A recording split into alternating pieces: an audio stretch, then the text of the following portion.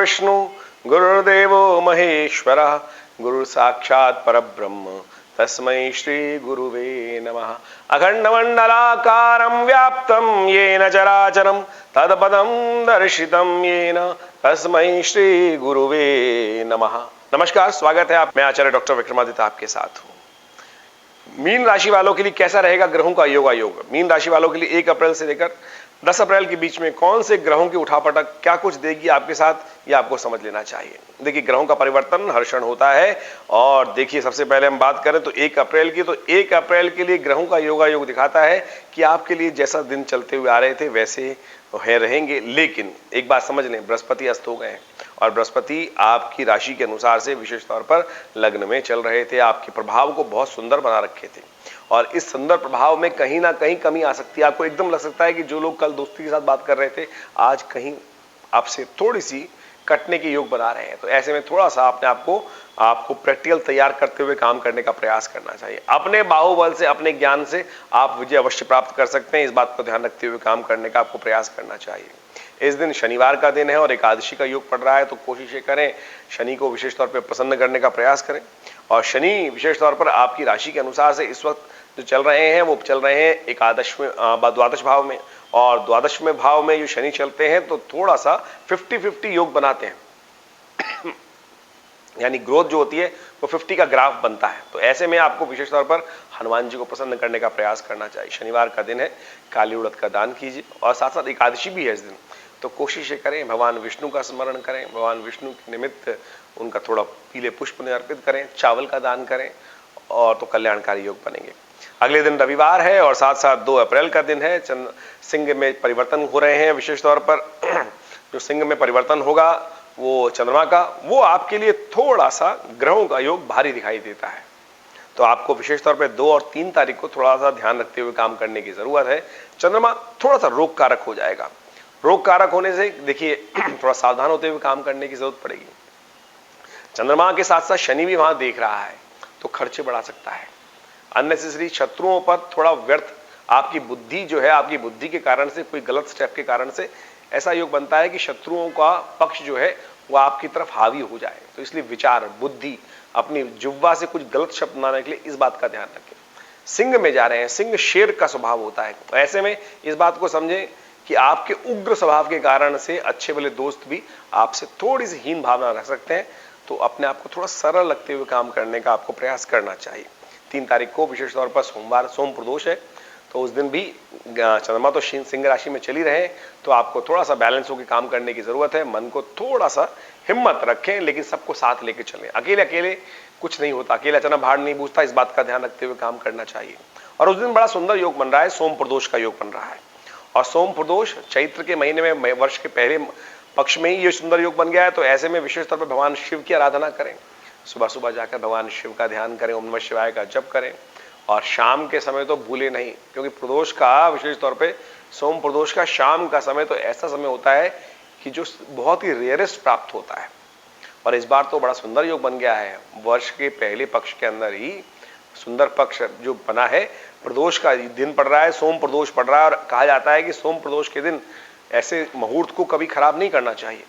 ऐसे में विशेष तौर पर अपने माता पिता का पूजन करना चाहिए, गुरुजन का आशीर्वाद लेना चाहिए और शाम के जगह शिव मंदिर में जाकर इत्र के द्वारा आपकी राशि के अनुसार से भगवान का अभिषेक करने से सुगंधिम पुष्टि वर्धनम, सुगंध से आपके जीवन में कल्याण के, धन के, लाभ के योग बन सकते हैं। जो नुकसान होने के योग हैं वो बच सकते हैं। और ग्रहों की गणना दिखाती है कि उसके अगले दिन 4 तारीख को विशेष तौर पर ग्रहों का परिवर्तन होगा। मंगलवार का शुभ योग है और कन्या में विशेष तौर पर चंद्रमा का पदार्पण हो जाएगा और वो आपके लिए अच्छा देगा। मुझे दिखाई देता है कि शाम के समय कुछ ना कुछ ऐसा योग हो सकता है कि जो इंट्यूशन मन में हो जाए और इंट्यूशन के द्वारा बहुत बड़ा लाभ प्राप्त हो सकता है। तो इन 3 दिनों में विशेष तौर पर हम बात करें कि 4, 5, 6 में थोड़ा सा इंट्यूशन का, पॉजिटिविटी, आपके अंदर जो विचार आ रहे हैं उनको इग्नोर मत कीजिएगा, चाहे पॉजिटिव हो चाहे नेगेटिव हो। उन विचारों को समझकर उनके अनुरूप कार्य करने का आपको प्रयास करना चाहिए और उस इंट्यूशन से अंदर की आवाज को जितनी सरलता से सुनेंगे उससे आपको लाभ प्राप्ति के योग बन सकते हैं। 5 तारीख को सुंदर आप बात करें, बुधवार का दिन पड़ेगा और साथ साथ उस दिन चतुर्दशी है और विशेष तौर पर सत्यव्रत भी पड़ेगा उस दिन। चतुर्दशी की शाम को पूर्णिमा का आगमन हो गया, इसीलिए विशेष तौर पे सत्यव्रत का योग बन गया है। उस दिन तो आपको विशेष तौर पे भगवान विष्णु का स्मरण अवश्य करना चाहिए। और ग्रह तो दिखा ही रहे हैं कि जितने सरल रहेंगे, जितना आप अपने भगवान के साथ अपने आप को जोड़ेंगे, यानी सरलता से, उतना लाभ के योग बना सकते हैं। तो सुंदर तरह से आपको काम करने का प्रयास करना चाहिए। 6 तारीख को पूर्णिमा भी पड़ रही है और साथ साथ ग्रहों का परिवर्तन भी हो रहा है। और 6 तारीख का परिवर्तन विशेष तौर पे दो मुख्य ग्रह परिवर्तन की तरफ जा रहे हैं। चंद्रमा भी परिवर्तन होंगे सुबह 1:13 पर और शुक्र का परिवर्तन होगा 10 बजे के आसपास। शुक्र का परिवर्तन विशेष तौर पे बहुत सुंदर हो रहा है और ये विशेष तौर पे दिखाता है कि आपके जीवन साथी के लाभ से, उनके साथ से आपके जीवन में कल्याणकारी योग बन सकते हैं। तो जो शादीशुदा लोग हैं उनको विशेष तौर पे अपने जीवन साथी को का उपयोग करते हुए, उनके भाग्य का उपयोग करते हुए कार्य करने का प्रयास करना चाहिए। उससे बहुत उन्नति के योग बन सकते हैं। उस दिन हनुमान जयंती भी है, तो कोशिश ये करें। देखिए, आपकी राशि के अनुसार से एक बात समझें, आपके लिए 7:30 शुरू हो गई है, तो हनुमान जयंती वर्ष में एक बार आती है। तो आप कोशिश ये करें इस दिन विशेष तौर पे हनुमान जी को चोला अवश्य चढ़ा दें। हनुमान जी को चोला चढ़ाएं और साथ साथ हो सके तो हनुमान चालीसा का पाठ करें, सुंदरकांड का पाठ करें, अपने वजन के बराबर सतनाजी का दान करें। पूर्णिमा का दिन है तो बड़ा कल्याणकारी रहेगा, शनि के तमाम प्रभावों को दूर करने वाला रहेगा। देखिए, हनुमान चालीसा में एक बात आई है कि और देवता चित्त न धरहि, हनुमत से ही सर्व सुख करहि। तो आपको ध्यान रखना चाहिए, हनुमान जी से ही समस्त प्रकार के कष्ट दूर होंगे। हम अनेक प्रकार के उपाय करते हुए आज ऐसी विडंबना बन गई कि आज के आधुनिक देवता बन गए, नए नए शनि के मंदिर बन गए हैं और वहां जाके हम तेल का विशेष तौर पर अनेक प्रकार के उपाय कर देते हैं। अरे प्रत्यक्षम किम प्रमाणम, प्रत्यक्ष देवता को पूजन करो ना।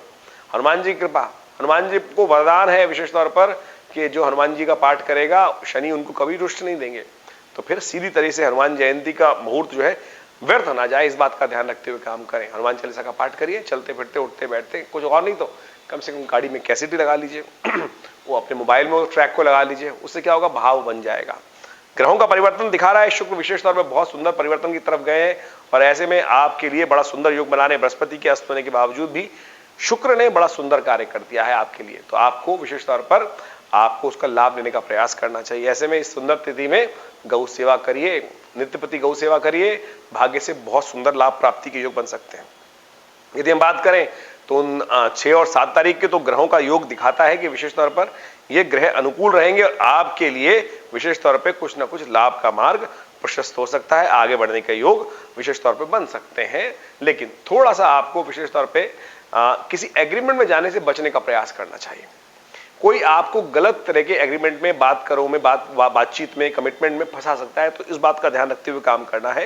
ये 6 और 7 तारीख का योग बन रहा है, विशेष तौर पे इन तारीखों में ध्यान रखते हुए आपको काम करना चाहिए इस बात का। नहीं तो कोई गलत कमिटमेंट कर आप बात में फंस जाएंगे और वहां कहीं ना कहीं कष्ट देने के योग बन सकते हैं। इसके बाद परिवर्तन का योग बनेगा। 9 की बात करें, 9 तारीख को सुबह 8 बजे चंद्रमा का परिवर्तन वृश्चिक राशि में होगा और चंद्रमा आपके भाग्य भाग में चले जाएंगे और वहां वो कहते हैं कि जितना धर्म में रहेंगे, धर्मात्मा रहेंगे, उतना ज्यादा आपको अच्छा रहेगा। सरलता मन में उदय करने का प्रयास करें, लेकिन एक बात का ध्यान रखिएगा, आपकी सरलता से कई बार लोग आपको नुकसान भी पहुंचा सकते हैं। तो सरल का मतलब ये कहीं नहीं होता कि आप बेवकूफ बन जाएं। सरलता का मतलब है आप अपने आप को धर्म की तरफ, परमात्मा की तरफ लगाने का प्रयास करें, धर्मात्मा बनने का प्रयास करें। लेकिन कोई आपको चातुर्य को न त्यागे। चतुर व्यक्ति भी धर्मात्मा होता है और भगवान का भक्त तो चतुर है ही, विद्यावान बहुत है ही वो। तो हनुमान जी के बारे में कहा गया विद्यावान ज्ञान गुण सागर, तो विद्यावान के साथ ज्ञान गुण सागर भी तो है आप। तो इस बात को साफ साफ दिखाई देता है। तो भक्त ये नहीं कि कहीं ना कहीं आप बन जाए तो कहीं कोई आपको बेवकूफ बना के, तो इस बात का ध्यान रखना है आपको, कहीं ना कहीं कोई आपके अपनी चाल चलकर आपको फंसाए ना, इस बात का ध्यान रखते हुए काम करने का प्रयास कर। ये थी ग्रहों की गणना। तो 10 दिन में आपके साथ क्या होने के योग है ये हमने आपको बताया, इसके अनुसार चलेंगे, उपाय करेंगे तो बहुत सुंदर रहेगा। और इसके अलावा भी कोई आपके मन में प्रश्न हो, आपकी जन्मपत्री के विषय में आपको कोई बहुत दिक्कत आ रही हो, बहुत सारे लोग आज हमारे पास आते हैं और कई बार क्या होता है, लोग डरा देते हैं कि आप मंगलिक हैं, आप ही हैं। इन सब प्रश्नों को निदान हम इसी अपने चैनल के माध्यम से आपको देने का प्रयास कर रहे हैं। तो आप हमारे आश्रम से जुड़ सकते हैं। आइए विवेकानंद योग आश्रम में यज्ञ में सम्मिलित हो, बहुत सारे कार्यक्रम होते हैं आश्रम पर, उन सब में सम्मिलित होकर आप लाभ ले सकते हैं। और हमने हनुमान चालीसा विशेष तौर पे हनुमान जयंती वाले दिन सुंदरकांड का पाठ रखा है, तो आप उसमें भी सम्मिलित हो। धन्यवाद।